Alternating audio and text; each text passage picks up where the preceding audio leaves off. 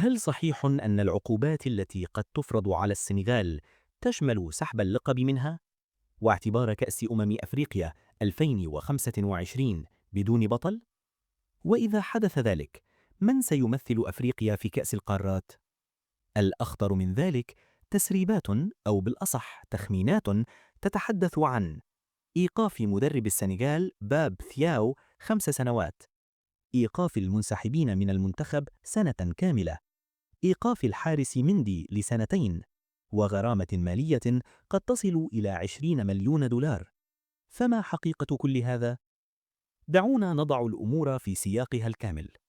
بمجرد اتهام دولة بالتحكم في مؤسسة قارية، يتحول الملف فوراً من رياضة إلى دبلوماسية، وهذا اتهام بالغ الخطورة في لوائح الكاف والفيفا، وقد يفتح باب المساءلة القانونية والانضباطية.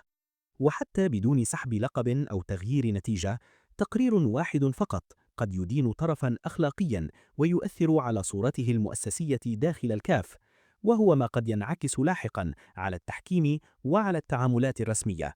وهنا تبدأ القصة الحقيقية، لا داخل الملعب بل خلف الأبواب المغلقة. قبل أن نغوص أكثر، في هذا الفيديو نتابع 3 مسارات مترابطة. رسمياً، الكاف يستجيب لطلب السنغال، فما موقف المغرب؟ لماذا تخشى السنغال قرار الكاف أكثر من خسارة اللقب؟ من الملعب إلى القضاء، تصريحات رئيس الاتحاد السنغالي تفجر مواجهة قانونية مع المغرب. وسنمر أيضاً على محطات سياسية مهمة. مسؤول بارز في الكاف ينتصر لحق المغرب، والثلاثاء الطويل يحبس أنفاس السنغال. السنغال تجدد دعمها لمغربية الصحراء.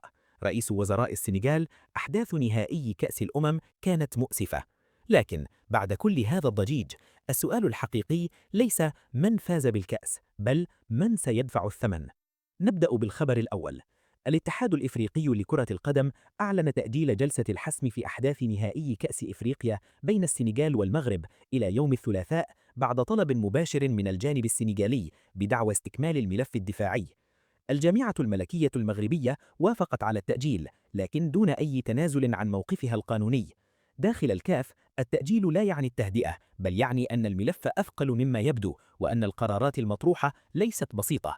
لأن السؤال لم يعد هل ستكون هناك قرارات، بل أي نوع من القرارات، ومن سيدفع الثمن.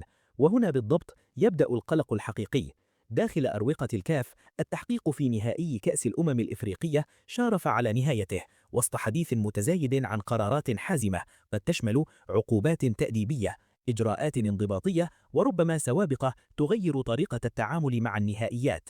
الوسط الكروي الإفريقي بأكمله يترقب، لأن البيان القادم لا يخص مباراة واحدة، بل مستقبل إدارة الأزمات داخل الكاف. والآن السؤال الأخطر: هل ما ينتظر السنغال محاسبة أم تسوية تحفظ ماء الوجه؟ لكن الملف لم يتوقف هنا. بعد نهاية النهائي، خرج رئيس الاتحاد السنغالي بتصريحات مباشرة اتهم فيها المغرب بامتلاك المال والنفوذ وبالقدرة على التأثير داخل الكاف. لم يكن تلميحاً، بل اتهاماً صريحاً أمام الإعلام، وفي توقيت بالغ الحساسية. في المغرب، لم يتعامل مع الكلام كانفعال بعد مباراة، بل كمساس قانوني بمصداقية مؤسسة قارية، وفتح فعلي لمسار قضائي محتمل. هذه لم تعد شكوى تحكيم، هذا اتهام بالتحكم في مؤسسة أفريقية. ثم صعد الملف إلى مستوى أخطر. رئيس وزراء السنغال خرج بتصريح رسمي وصف فيه ما حدث في النهائي بأنه مؤسف ومستهجن. التوصيف لم يكن رياضيا فقط، بل سياسيا محسوبا. الرسالة كانت واضحة: ما حدث تجاوز المنافسة، وأصبح يمس صورة الدولة في حدث قاري تحت أنظار العالم.